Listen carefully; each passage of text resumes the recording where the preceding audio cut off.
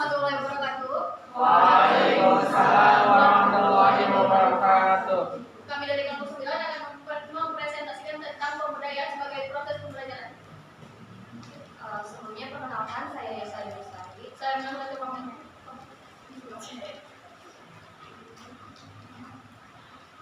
Pertama mau jelasin dulu pengertian pemberdayaan masyarakat ya. Jadi pemberdayaan masyarakat itu adalah proses pembangunan di mana masyarakat berinisiatif untuk memulai proses kegiatan sosial untuk memperbaiki situasi dan kondisi diri sendiri.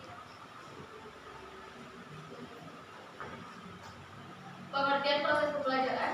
Proses pembelajaran adalah suatu langkah atau urutan pelaksanaan yang di dalamnya terdapat kegiatan interaksi antara guru dan siswa dan komunikasi timbal balik yang berlangsung dalam situasi edukatif untuk mencapai tujuan belajar.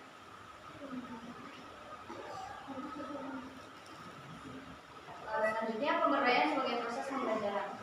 Pemberdayaan sebagai proses pembelajaran harus berbasis dan mengacu kepada kebutuhan masyarakat untuk mengoptimalkan potensi dan sumber daya masyarakat serta diusahakan guna sebesar-besarnya mensejahterakan masyarakat yang diberdayakan. Dalam setiap upaya pemberdayaan yang dilakukan harus terkandung upaya-upaya pembelajaran atau penyelenggaraan pelatihan. Selanjutnya adalah beberapa contoh pelatihan dalam pemberdayaan masyarakat.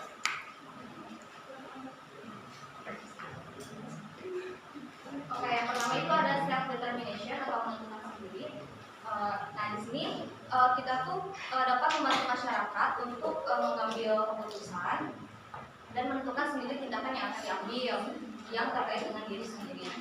Selanjutnya ada self help atau membantu diri sendiri, yaitu kemampuan individu, kelompok maupun komunitas dalam mengontrol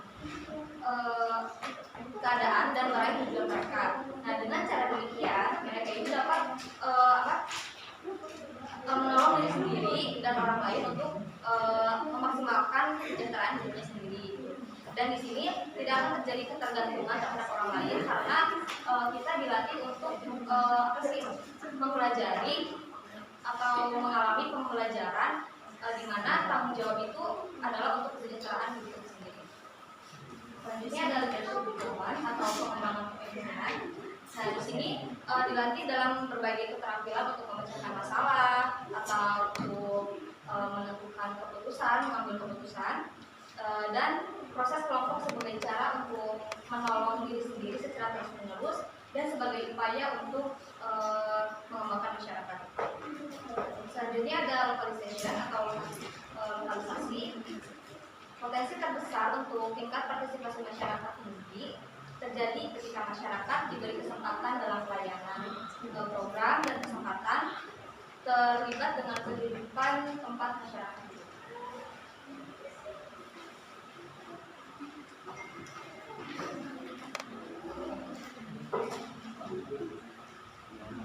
Selanjutnya adalah integrated delivery of service atau keterpaduan pemberian pelayanan. Terdapat hubungan antar agensi di antara masyarakat dan agen-agen menjalankan pelajaran publik dalam memenuhi tujuan dan pelayanan publik. Accept diversity atau menerima perbedaan, menghindari pemisahan masyarakat berdasarkan usia, pendapat, kelas sosial, jenis kelamin, ras, etnik, agama atau keadaan yang menghalangi pengembangan masyarakat secara menyeluruh. Ini berarti pelibatan masyarakat perlu dilakukan seluas mungkin dan mereka didorong untuk aktif dalam pengembangan, perencanaan dan pelaksanaan program pelayanan dan aktivitas-aktivitas kemasyarakatan. Selanjutnya adalah institutional responsif atau tanggung jawab kelembagaan.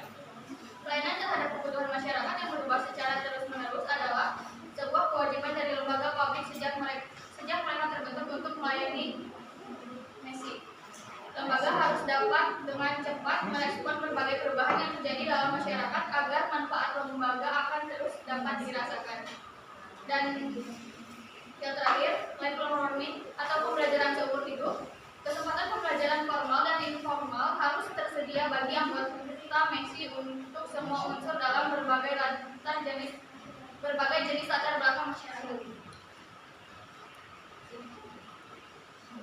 di sini ada contoh pemberdayaan sebagai proses pembelajaran. Yang pertama ada platform internet. Nah, saat ini kita bisa menggunakan internet atau like internet merupakan hal yang penting dalam usaha membangun sistem layanan publik serta membangun komunikasi baik pada skala kecil maupun skala besar. Yang kedua adalah latihan BIS, Geography Information System. Penting bagi masyarakat untuk memahami tentang peta terutama daerah tempat tinggalnya. Tidak hanya sekedar peta, namun pemahaman mengenai luas wilayah, letak geografis, luasan setiap fungsi lahan, jumlah pembangunan sekolah, dan lainnya.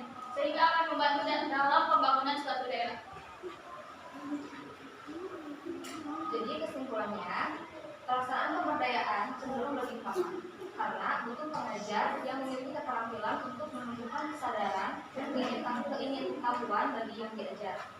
Tingkat pencapaian dilihat dari seberapa sering terjadi perkumpulan dan diskusi. Banyak kemungkinan penyebab sulitnya pemberdayaan sekaligus belajar seperti kesadaran masyarakat, waktu, ruang gerak belajar yang dibatasi oleh pelaksanaan ataupun perencanaan.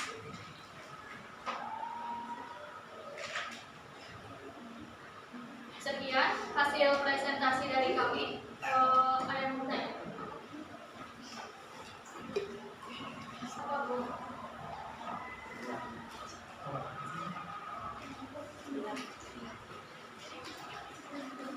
Saya mau bertanya, mengapa pendidikan dikatakan sebagai proses pemberdayaan? Soalnya itu sudah saya. Ya.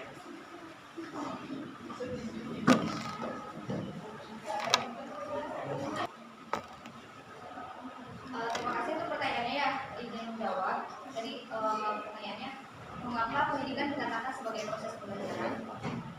Karena pendidikan itu dipandang sebagai suatu proses pemberdayaan dan pembudayaan individu agar mampu memenuhi kebutuhan perkembangan dan memenuhi kebutuhan sosial, kultural, serta religius dalam lingkungan kehidupannya. Nah, pendidikan juga adalah proses alami dan memegang peranan yang sangat penting dalam kehidupan manusia. Apakah dapat dipahami? Dapat. Terima kasih.